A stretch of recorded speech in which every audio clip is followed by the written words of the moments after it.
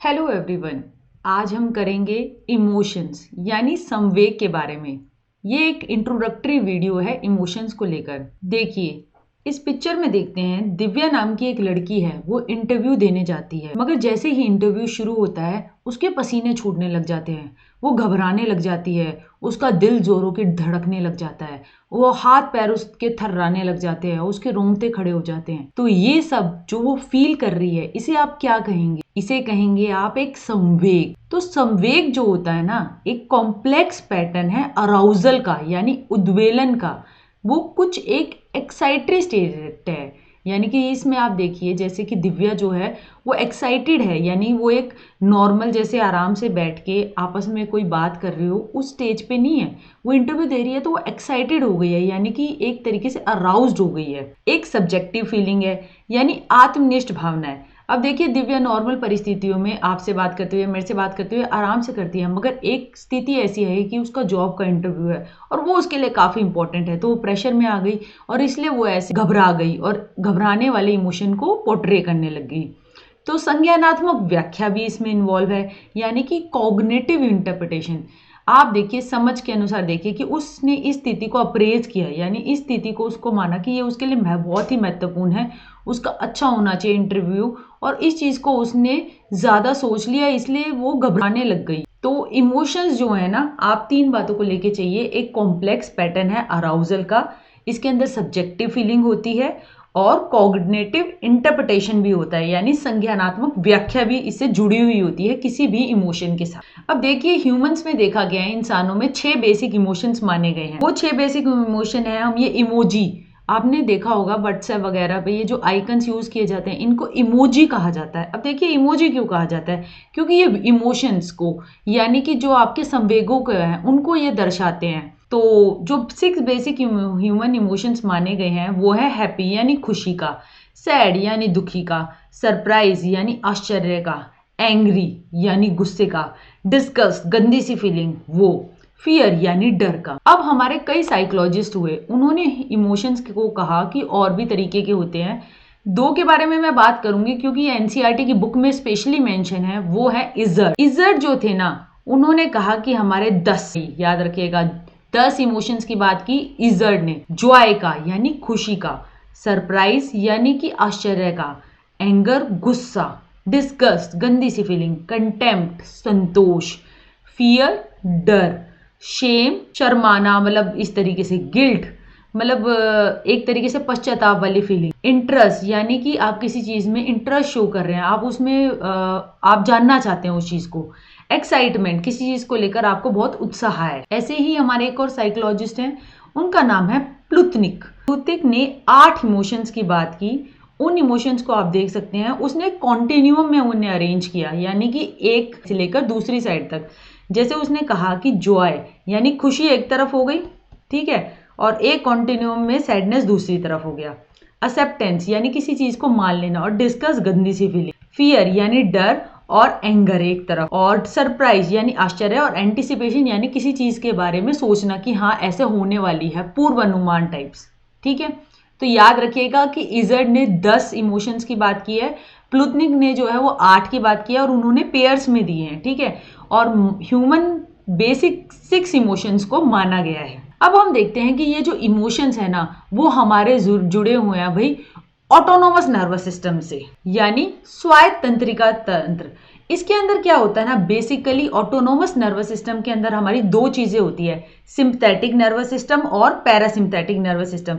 तो ये जो सिंपैथेटिक नर्वस सिस्टम होता है ना, यानी अनुकंपी वाला, इसके अंदर हमारा सारा जो इमोशंस है ना, उसके बारे में बात है।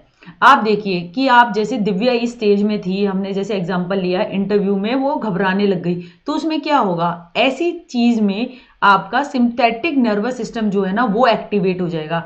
तो वो क्या करेगा, बॉडी को इस तरीके से डील करेगा, मतलब बॉडी को इस तरीके से तैयार करेगा कि वो इस सिचुएशन को अच्छी तरह डील कर पाए।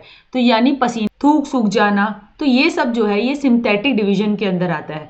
अब जो कि जब होती है जब आप इमोशनली अराउज्ड होते हैं, यानी आपके संवेग बहुत तीव्र होते हैं उस टाइम पे, ठीक है। उसके बाद बॉडी क्या करेगी, इसके ही ऑपोजिट होता है पैरासिम्पैथिक डिवीजन। जब सिम्पैथिक डिवीजन बहुत ही एनर्जी यूज होगी इस टाइम पे, और पैरासिम्पैथिक यानी कि परा अनुकंपी वो सोचेगा कि बॉडी जो है वो फिर रिलैक्स हो जाए, तो वो बिल्कुल इसके ऑपोजिट फंक्शन करेगा। तो एक तरीके से देखिए जो सिम्पैथिक डिवीजन होती है ना, तो वो काम करेगी फाइट और फ्लाइट की। या तो आप उस जो स्थिति में हो उससे आप लड़ेंगे, या आप एनर्जी लगा के उससे भागने की कोशिश करेंगे, ठीक है। इसके तहत मैं आपको बताना चाहूँगी जो आपका हमारी सिंथेटिक है, जब हम इमोशनली अराउज होते हैं तो क्या होता है, हमारा प्यूपिल, आंखों के अंदर जो पुतली होती है ना, वो डायलेट हो जाती है। आपका फ्लो होता है सलाइवा का, वो इनहिबिट हो जाता है, यानी थूक सूखने लग जाता है जब आप एक्साइटेड स्टेज में होते हो। आपका दिल जोरों की धड़कने लग जाता है। आपकी जो ब्रोंकाई होती है, लंग्स, आप तेज तेज सांस लेने लग जाते हो।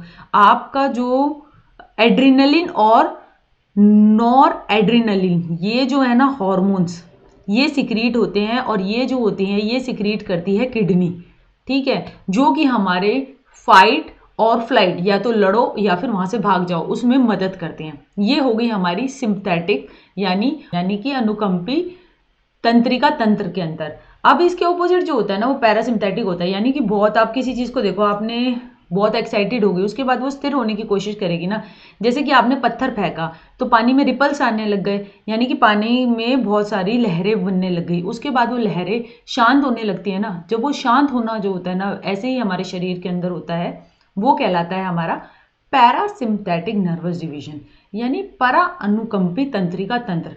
अब सिंथेटिक जो है वो धीरे धीरे कम होता जा रहा है और पैरासिम्पैथिक तेज होने लगता है। अब ऐसा तो नहीं है इंटरव्यू होने के बाद के स्टेज तक दिव्या जो है ऐसे एक्साइटेड ही रहेगी। आप एक बार डर गए तो आप लगातार डरे ही जा रहे हो क्या 24 घंटे तक, ऐसा नहीं होता ना।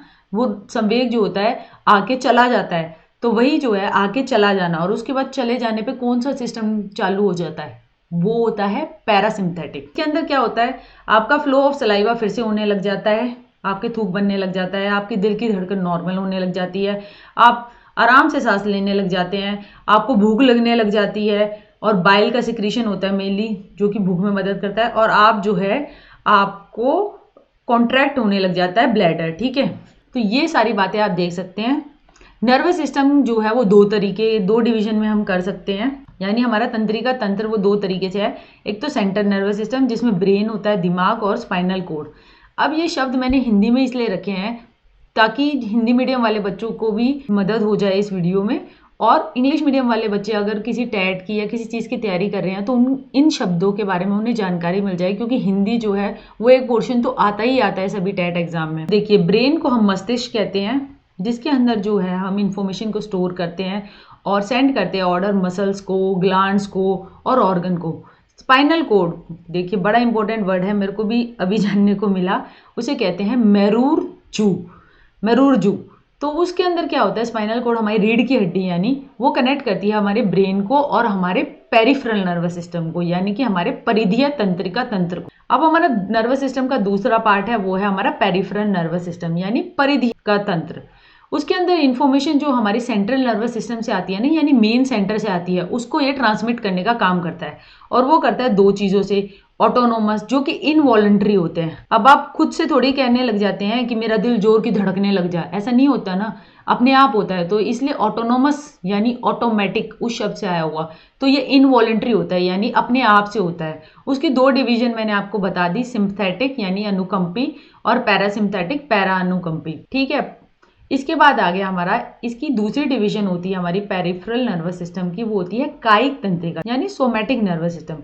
ये क्या करती है, जो हमारी सेंसरी इंफॉर्मेशन होती है, यानी सेंसरी इंफॉर्मेशन वो जो हमारे सेंस ऑर्गन से मिलती है, यानी आँख, नाक, मुंह और जो हमारी स्किन है उससे, ठीक है, उसको जो है आप सेंसरी इंफॉर्मेशन को कैरी करती है और कंट्रोल करती है मूवमेंट स्केलेटल मसल की। इसके अंदर हमारी दो तरीके का सिस्टम होता है, एक होता है सेंसरी सिस्टम जिसको हम एफरेंट भी कहते हैं, ठीक है। ये क्या करता है, सेंसिस से सीएनएस तक लेके जाता है, यानी आपका ये मस्तिष्क है ना, सारी इंफॉर्मेशन सेंसिस से सीएनएस की तरफ जाएगी। आपकी उंगली जो है किसी गर्म चीज़ को छुई तो वो सारी इंफॉर्मेशन जो है आपकी सेंस से आपके सेंट्रल नर्वस सिस्टम तक जा रही है, तो इसलिए इसे हम कहते हैं एफरेंट, और ये हो गया सेंसरी सिस्टम। अब मोटर सिस्टम क्या होगा, अब आपके दिमाग से आपको आएगा कि उंगली हटा ले, तो क्या होगा, मैसेज आया आपके सेंट्रल नर्वस सिस्टम से आपकी मसल्स या ग्लैंड में, तो वो कहलाता है आपका मोटर सिस्टम, क्योंकि मोटर नर्व जो होती हैं वो उस मैसेज को लेकर आ रही है, तो उसे कहा जाता है इफरेंट। इसको याद करने के लिए आप ये देख सकते हैं मोटर वाली मी, ठीक है, एम से मोटर और ई से इफरेंट, ठीक है, और ये हो गया SA1 SA2 जैसे आपने समेटिव असेसमेंट देखी है ना, उससे आप याद कर सकते हैं कि जो सेंसरी सिस्टम है उसके अंदर एफरेंट, उसे एफरेंट कहते हैं। तो आप इस चार्ट को लिखकर थोड़ा रिवाइज कर सकते हैं, ये बायोलॉजी बेसिस बताता है हमारा इमोशंस का, ठीक है। अब हम देखते हैं कि ये हमारे इमोशंस जो होते हैं ना, ये हमारे लिम्बिक सिस्टम से भी जुड़े हुए होते हैं। अब ये लिम्बिक सिस्टम उपवलकुटिया तंत्र क्या है, आप देखिए हमारा जो दिमाग है ना उसके अंदर हमारी कई डिविजन्स है, जिसके अंदर हम देखते हैं कि हमारे थैलेमस होता है। थैलेमस जो होता है ना, यहाँ पर है, ये देखिए, ये वाला, ये थैलेमस है, ये एक तरीके के रिले स्टेशन का काम करता है, यानी कि आप देखिए एक टावर है जिससे सारी इंफॉर्मेशन जो होती है वो सेंसरी ऑर्गन्स तक जाती है और आपकी सेरिब्रल कॉर्टेक्स तक भी जाती है। अब ये हरे रंग का जो है यानी कि वल्कुट, सेरिब्रल कॉर्टेक्स, इसके अंदर जो होता है ना हमारा क्या होता है, ये एक हमारा इंपॉर्टेंट कंपोनेंट है हमारा लिम्बिक सिस्टम का, और ये हमारे इमोशनल यानी संवेगों को और हमारी कॉग्निटिव प्रोसेसिंग यानी संज्ञानात्मक प्रोसेसिंग में भी काफ़ी ये मदद करता है। इसके लिए देखिए बड़ी इंपॉर्टेंट चीज़ है, आप लिख के याद कर लीजिएगा, वो है हमारा LFC यानी लेफ्ट फ्रंटल कॉर्टेक्स, यानी हमारा लेफ्ट फ्रंटल कॉर्टेक्स वो जो होता है ना वो हमारा इन्वॉल्व होता है पॉजिटिव फीलिंग्स के साथ, यानी खुश होना, मज़ा आना उसके साथ, और जो हमारा राइट फ्रंटल कॉर्टेक्स है ना वो हमारा इन्वॉल्व होता है नेगेटिव फीलिंग्स के साथ, जैसे घृणा, एंगर, ये सब। तो राइट होते हुए भी राइट नहीं है, वो नेगेटिव फीलिंग्स के साथ इन्वॉल्व है, इस तरीके से देखिएगा। और लेफ्ट जो है वो पॉजिटिव फीलिंग्स के साथ इन्वॉल्व है। इसके बाद हम देखते हैं हमारा एक एरिया है, देखिए ये जो ब्लू कलर का है ये है हिपोकैम्पस। हिपोकैम्पस जो होता है ना वो मेनली हमारी जो स्मृतियां होती है ना उसमें बड़ा इंपॉर्टेंट रोल करता है, और स्मृति कैसे बनती है और कहाँ इसमें वो ज्यादा इन्वॉल्व होता है। सब हाइपोथैलेमस यानी अधचेतक, इसके अंदर क्या होता है, हाइपोथैलेमस जो होता है ना वो हीमियोस्टेसिस का काम करता है, यानी बॉडी के अंदर जो हमारा क्या होता है एक बैलेंस बना के रखना, अगर हमारा उसको रेगुलेट करता है, ये फियर को, थर्स्ट को, सेक्सुअल ड्राइव को और एग्रेशन को, मतलब एक बैलेंस बनाने की कोशिश करता है, वो करता है हाइपोथैलेमस। और हमारा सबसे इंपॉर्टेंट कंपोनेंट जो ब्रेन के अंदर इमोशंस की रेगुलेशन वगैरह सारी चीजों का काम करता है वो होता है भाई एमिगडाला। इसे याद कर लीजिएगा, एमिगडाला जो है वो इन्फ्लुएंस करता है हमारी मोटिवेशन को, हमारी अभिप्रेरणा को, हमारे इमोशनल कंट्रोल को, यानी हम सावैगिक रूप से अपने संवेगों को कितना कंट्रोल कर पाते हैं। देखिए हर पर्सन टू पर्सन डिफर करता है ना, एक बंदा थोड़े से उकसाने से, पोक करने से बिल्कुल ऐसे गुस्से में आ जाता है, दूसरे को आप कहे जाओ वो इतना मस्त होता है, उसको कोई फर्क नहीं पड़ता। तो वो किस चीज में फर्क हो रहा है, वो है उनके एमिगडाला के कारण, ठीक है। और interpretations of non verbal emotional expression, जैसे देखिए नॉन वर्बल इमोशनल एक्सप्रेशन, जैसे कि आप जो है आपने देखा ये तो मुझे देख के मुंह बनाती रहती है, और कईयों को इस चीज का फर्क पड़ जाएगा और कईयों को बिल्कुल भी नहीं पड़ेगा।